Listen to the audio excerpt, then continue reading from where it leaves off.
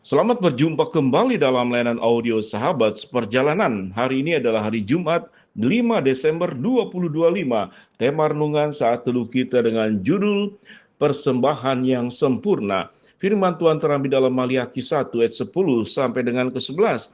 Sekiranya ada di antara kamu yang mau menutup pintu, supaya jangan kamu menyalakan api di mezbahku dengan percuma.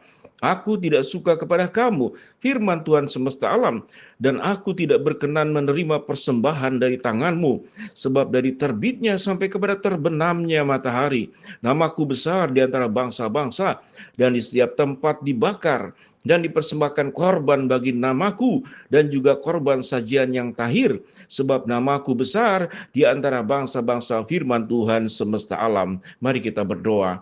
Bapa yang di dalam surga, biarlah kami belajar dari kitab Maliaki, bagaimana kami bisa memberikan persembahan yang terbaik dan yang sempurna. Dalam nama Tuhan Yesus kami berdoa, amin. Shalom sahabat perjalanan yang dikasihi Tuhan. Kalau berbicara tentang persembahan yang sempurna, rasanya kita tidak ada satupun yang bisa menyanggupinya. Namun kalau kita berbicara tentang persembahan yang sempurna, adalah sebuah tindakan yang memberi tanpa cacat dalam segala kebenaran, dan apa yang diberikan itu memberikan dampak yang sangat besar, maka itulah yang diberikan oleh Kristus yang mau mati untuk kita semua, yang lahir ke dalam dunia menebus segala dosa kita, dan kita disucikan, dibenarkan secara sempurna.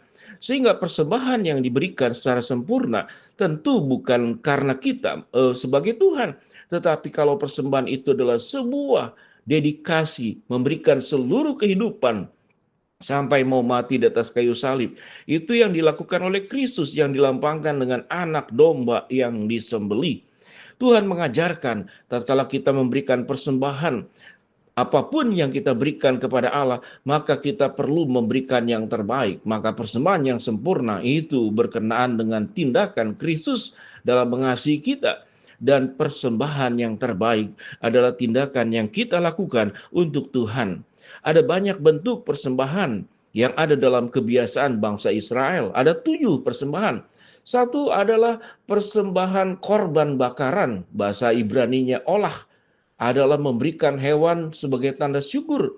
Yang kedua adalah persembahan korban dosa, disebut hetat dalam bahasa Ibrani, adalah sebagai tanda pertobatan sebuah dosa yang dilakukan secara sengaja.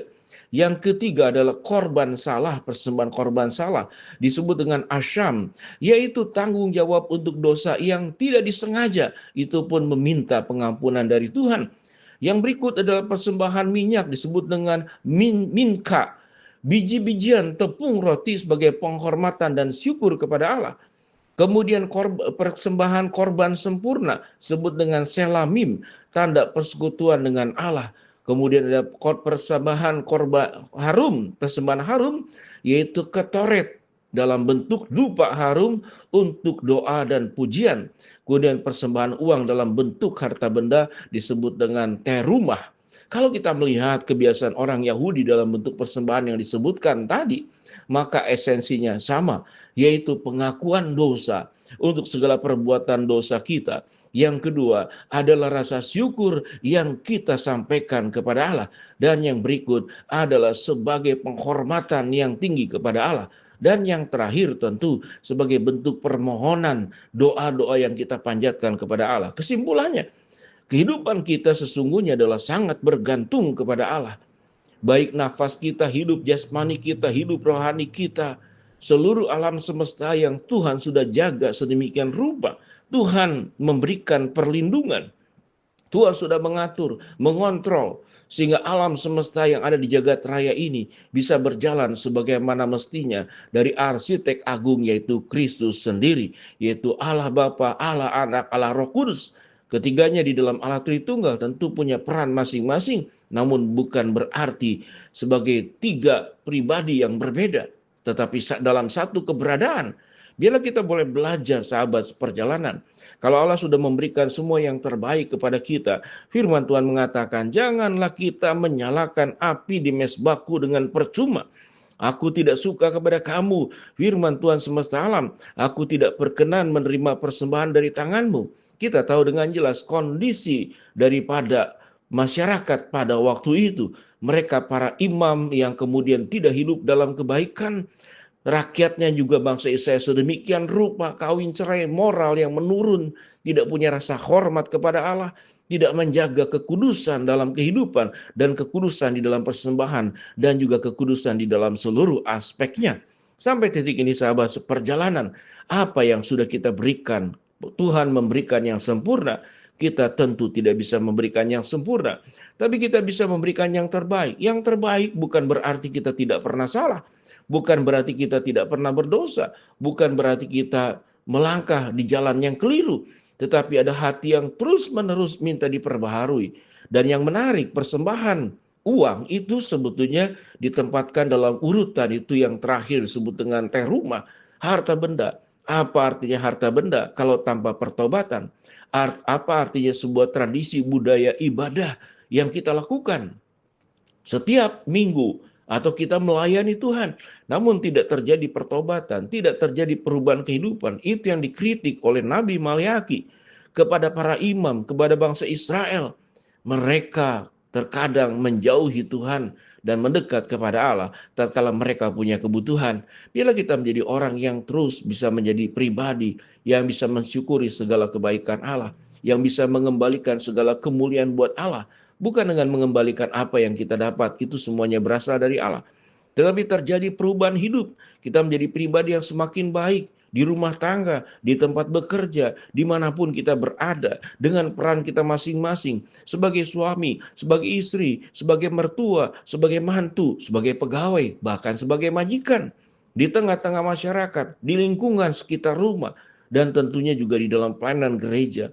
Kemampuan apa yang menjadi karunia yang sudah Tuhan titipkan kepada kita, siogianya kita kembalikan kepada Allah. Kita tahu dengan jelas Roma 12 ayat 1 sampai ke 2, persembahkanlah tubuhmu sebagai persembahan yang hidup, yang kudus dan yang berkenan kepada Allah. Itu adalah ibadahmu yang sejati, dan janganlah kamu menjadi serupa dengan dunia ini, tetapi berubahlah oleh pembaharuan budimu sehingga kamu dapat membedakan manakah kehendak Allah yang baik dan yang sempurna. Mari sahabat seperjalanan, kita akan mempersembahkan juga karakter kita. Kalau kita punya karakter-karakter yang buruk, pikiran-pikiran yang buruk, perasaan-perasaan yang buruk, mulut yang suka berkata-kata buruk, biarlah itu jangan menjadi cacat sebagaimana persembahan korban dalam bentuk hewan yang diberikan bangsa Israel kepada Allah. Kita memberikan yang terbaik, kita tidak bisa memberi yang sempurna. Bila kita menjadi pribadi dimanapun kita berada, karena ada perubahan hidup, ada dosa yang ditinggalkan, ada pertobatan yang dilakukan. Kita menjadi berkat dimanapun kita berada. Di tengah-tengah keluarga kita menjadi terang dan inspirasi. Bukan melukai, bukan kemudian membuat sakit hati dan kepahitan. Di tengah-tengah masyarakat kita menjadi pribadi yang memiliki cahaya Kristus yang nampak dari hidup kita. Biarlah pikiran, hidup, tingkah laku kita, mulut kita, hati kita, dan seluruh keberadaan kita menjadi persembahan yang sebagaimana firman Allah. Jangan sampai membawa kehidupan kita di mesbah Allah dengan cacat dan keberdosaan. Mari kita berdoa. Bapa dalam surga, terima kasih buat kebenaran firman Allah yang kami pelajari. Hamba-Mu berdoa buat sahabat seperjalanan yang sakit, Tuhan jamah sembuhkan. Sahabat seperjalanan yang sedang menghadapi masalah, Tuhan bukakan jalan. Yang sedang berdoa mengharapkan sesuatu, Tuhan kabulkan sesuai dengan waktu, cara, dan kehendak-Mu yang terbaik. Di dalam nama Tuhan Yesus, biarlah kami mempersembahkan kehidupan kami dengan persembahan yang terbaik. Amin. Shalom, Tuhan memberkati.